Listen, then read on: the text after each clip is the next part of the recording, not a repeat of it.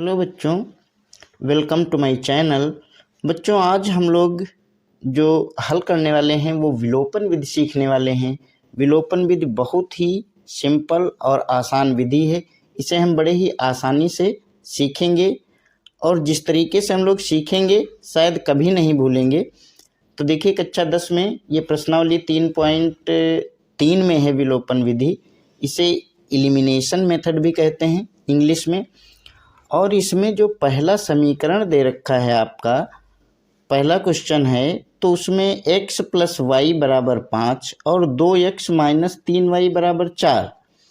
तो बच्चों, इसे हमें विलोपन विधि से हल करना है।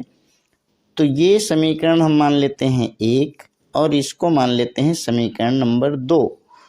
अब ये दो समीकरण हैं जिन्हें हमें विलोपन विधि से हल करना है। विलोपन विधि का मतलब है कि हम किसी एक को x या y जो पद हैं दो, इनमें से किसी एक को हम विलोपित कर दें। तो बिल्कुल देखते हैं, बहुत ही आसान है। देखिए, समीकरण 1 में क्या है, x प्लस वाई और यहाँ पर है 2x माइनस 3y। तो विलोपित करने के लिए जैसा कि हम लोग जानते हैं कि दोनों मान बराबर होने चाहिए। यहाँ पे यदि x को हम विलोपित करना चाहें तो यहाँ पर भी 2x होना चाहिए और यहाँ पर भी 2x होना चाहिए। तो हम सबसे पहला काम ये करेंगे कि डिसाइड करेंगे कि हमें x को विलोपित करना है या y को विलोपित करना है। तो यहाँ पे बच्चे हम लोग विलोपित करेंगे x को। तो x को विलोपित करने के लिए हमें क्या करना पड़ेगा, देखिए, समीकरण जो 1 है इसको यदि हम 2 से गुणा कर दें, ऐसा संभव है, ऐसा किया जा सकता है। ये मेथड है कि किसी एक संख्या से पूरे समीकरण को गुणा कर देंगे तो उसका मान नहीं बदलेगा। तो यहाँ पे हम x को 2 से यदि गुणा कर दें पूरे समीकरण को तो ये 2x हो जाएगा। यहाँ पर भी 2x है तो फिर ये विलोपित हो जाएगा। तो जो हमें करना है वही हमें लिखना भी है। तो देखिए बच्चों, हम लोग लिखेंगे यहाँ पर समीकरण 1 को 2 से। कभी कभी ऐसी कंडीशन आएगी कि दोनों समीकरणों को गुणा करना है। अब यहाँ पर दूसरे समीकरण को हम किसी से गुणा करने की आवश्यकता नहीं है, वही मान रखना है तो हम 1 से गुणा कर देंगे। तो समीकरण 1 को 2 से व समीकरण 2 को 1 से गुणा करने पर, ऐसा हम लोग लिखेंगे और उसके बाद इसको हल करेंगे। इस तरीके से हमने लिख दिया और यहाँ पर हम गुणा करेंगे 2 से जब, तो आप लोग देखिए 2 की x से गुणा होगी तो कितना आएगा, 2x आ जाएगा। 3 ये y है, y की 2 से गुणा होगी तो ये आ जाएगा 2y बराबर 5 दूना 10। अब दूसरे समीकरण को 1 से गुणा करना है तो उस समीकरण को एज इट इज हम लोग लिख देंगे जैसे का तैसा, क्योंकि 1 से गुणा होगी तो कोई भी मान नहीं बदलेगा। तो हमने इसे नोट डाउन कर दिया। अब आप लोग देखिए हमको क्या करना पड़ेगा। अब हम लोग ये देखेंगे कि ये 2x जो ऊपर है और नीचे है, इनमें दोनों का मान प्लस में है। तो हम यहाँ पर लिख देंगे घटाने पर। देखिए, जब हमें चिन्ह बदलना रहेगा तो हम घटाने पर लिखेंगे, और यदि चिन्ह पहले से ही विपरीत रहता तो फिर हम इसे लिख देते कि जोड़ने पर। जोड़ने पर कोई चिन्ह नहीं बदलता, और जब हम लिखेंगे कि घटाने पर तो हमें इनका चिन्ह बदलना पड़ेगा। तो देखिए, यहाँ पे प्लस है तो ये मैंने माइनस कर दिया, यहाँ पे माइनस है तो मैंने प्लस कर दिया, यहाँ पे प्लस है तो माइनस लगा दिया। और अब जो चिन्ह हमने लगाए हैं नीचे, इन्हीं को हम मानेंगे।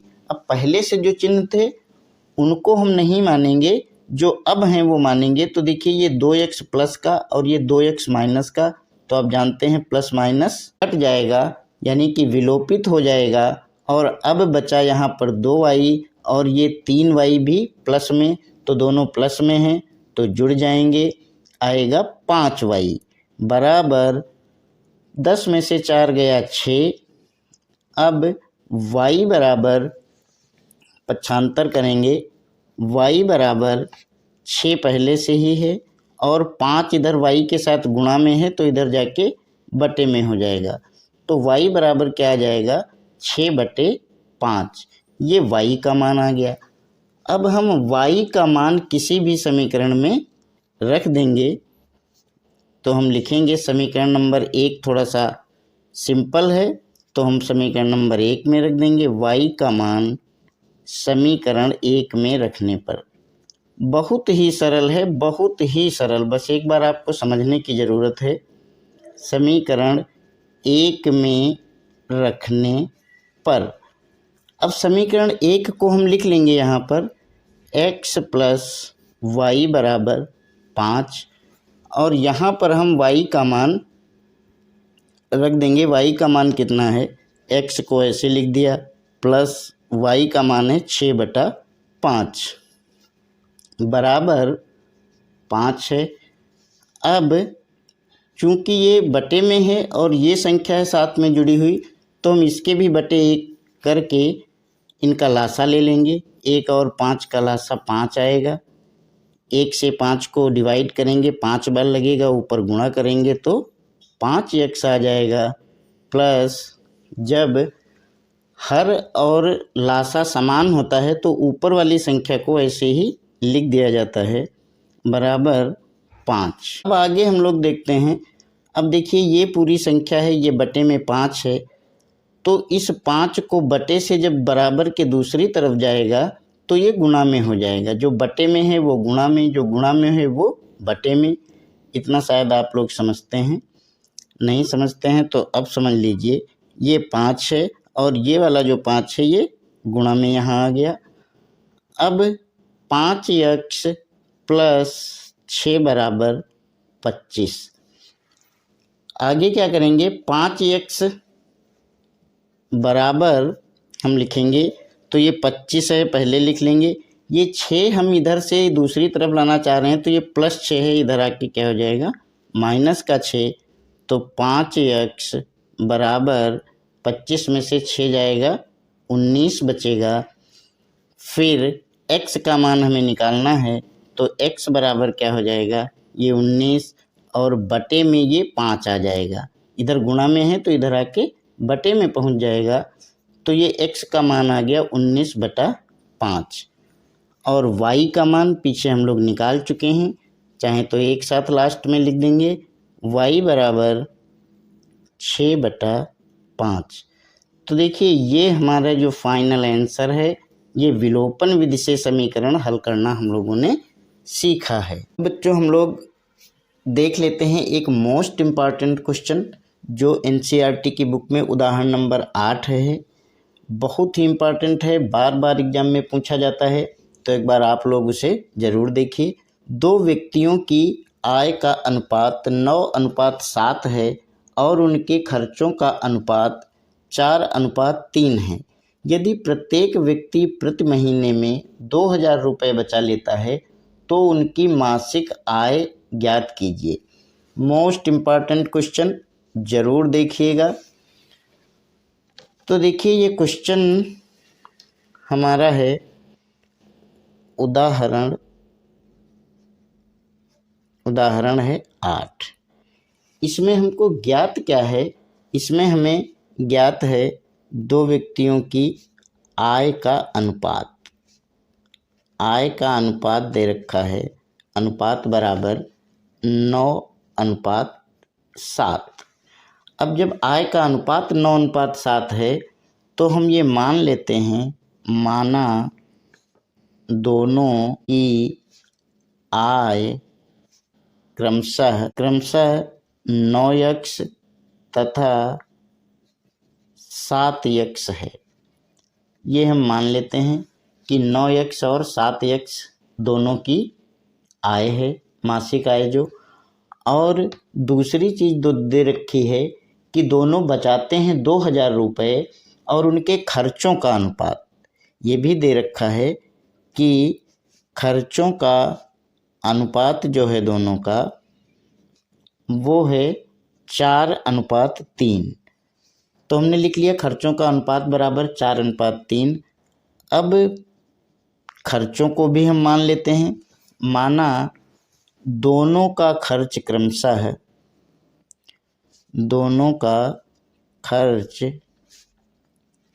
4 4y तथा 3y है। ध्यान से देखिएगा, बहुत ही सरल सवाल है। बस जैसे समीकरण हम लोग बनाएंगे तुरंत ही हल भी कर लेंगे। आप लोग देखिए, कोई भी दिक्कत नहीं होगी, बहुत ही आसानी से हम लोग करेंगे इसको। अब देखिए, क्वेश्चन में दे रखा है कि प्रत्येक व्यक्ति प्रति महीने 2000 रुपये बचा लेता है। तो आय का अनुपात, आय उनकी क्रमशः 9x और 7x है। खर्चे करते हैं 4y और 3y। तो हम यहाँ पर लिखेंगे कि प्रश्नानुसार क्या है, प्रश्नानुसार यदि पहले की आय है 9x और खर्च है उसका 4y, तो हम इसमें से अगर घटाएंगे तो जो बचेगा वो होगी उसकी बचत। और बचत कितनी है बच्चा? 2000 रुपये। तो 9x माइनस 4y बराबर 2000। ये हमारा समीकरण नंबर 1 बन गया। अब दोबारा देखते हैं कि दूसरे व्यक्ति की आय है 7x और दूसरे व्यक्ति का खर्च है 3y। तो ये इसमें से घटा देंगे तो वो भी बचाता है 2000 रुपये।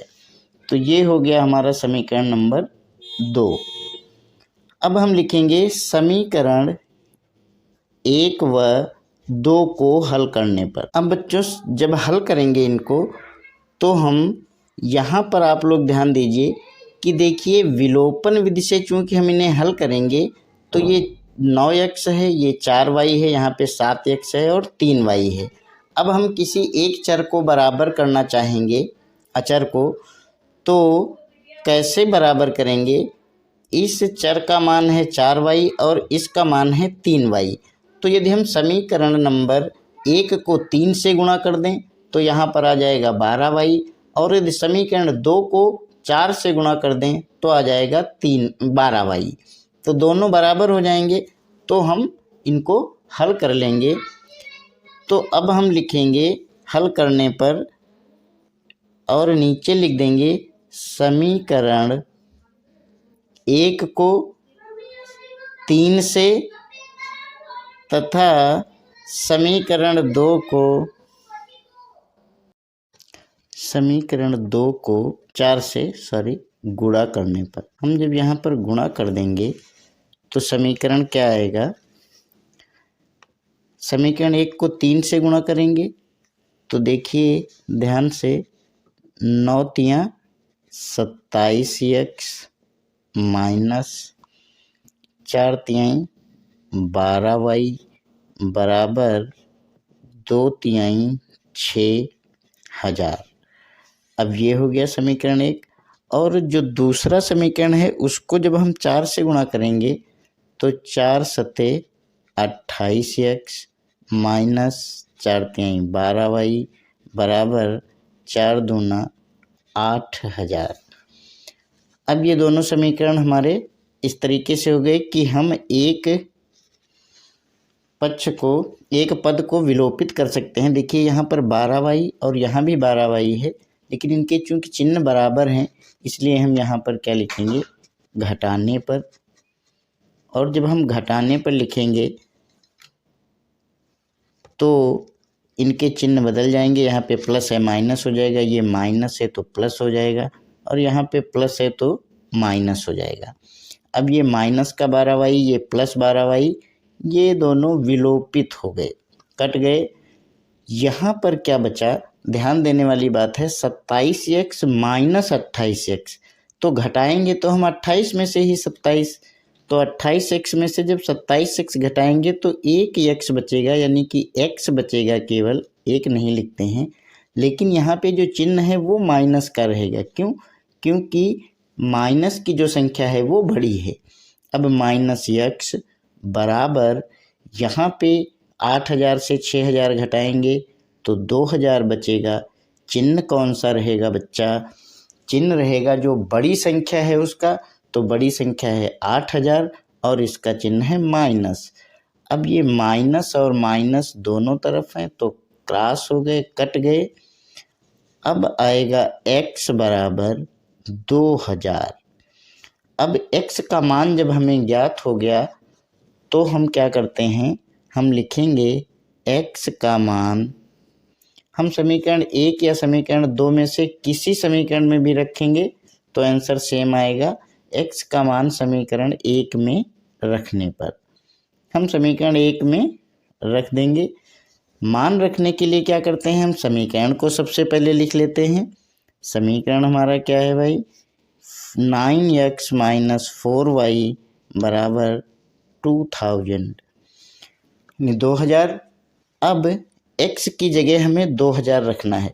देखिए, रखने का मान सबसे अच्छा तरीका ये होता है कि जहाँ पे x है वहाँ पर हम ब्रैकेट के अंदर जो x का मान है उसे लिख दें, बाकी जो भी है उसको जैसे का तैसा उतार दें।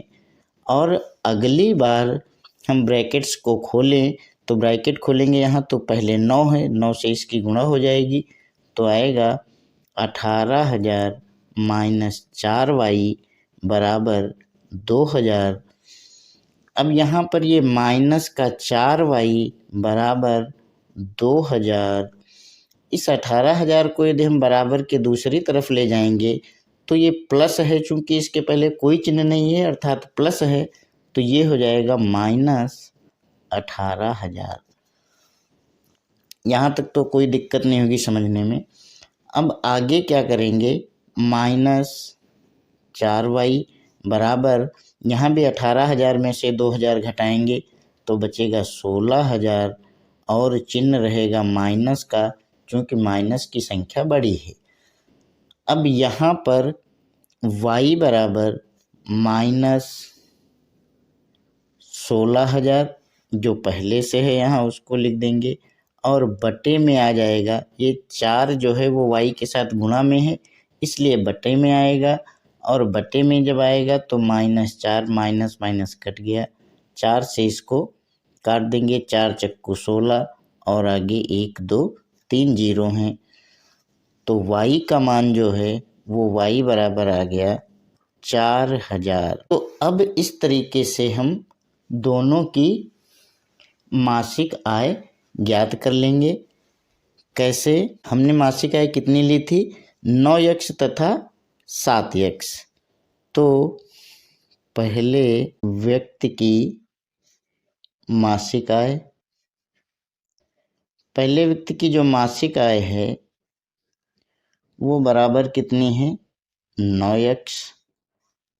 अब बराबर 9 इंटू x का मान कितना आया है, 2000 आया है, तो हम लिख देंगे बराबर 18,000 रुपये।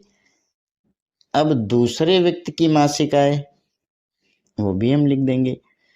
दूसरे व्यक्ति की मासिक आय, दूसरे व्यक्ति की जो मासिक आय है वो क्या होगी, वो हमने मानी थी 7x क्वेश्चन के शुरुआत में, यदि आप लोग ध्यान दें।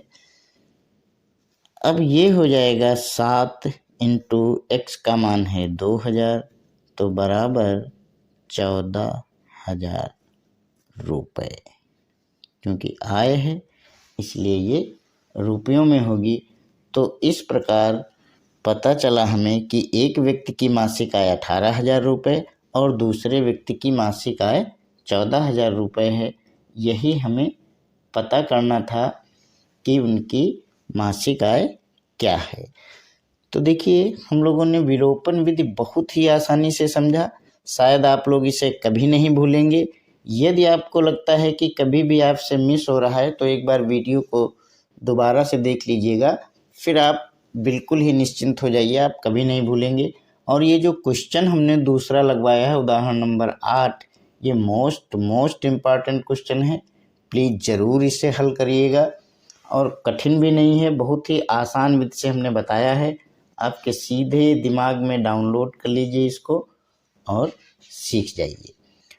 तो बच्चों, इसी के साथ ये वीडियो हम लोग समाप्त करते हैं और आप लोगों से अनुरोध है कि प्लीज़ चैनल को लाइक और सब्सक्राइब ज़रूर करिएगा, और इसी तरीके से हम आपको आगे भी वीडियोज़ प्रोवाइड करते रहेंगे। So thank you.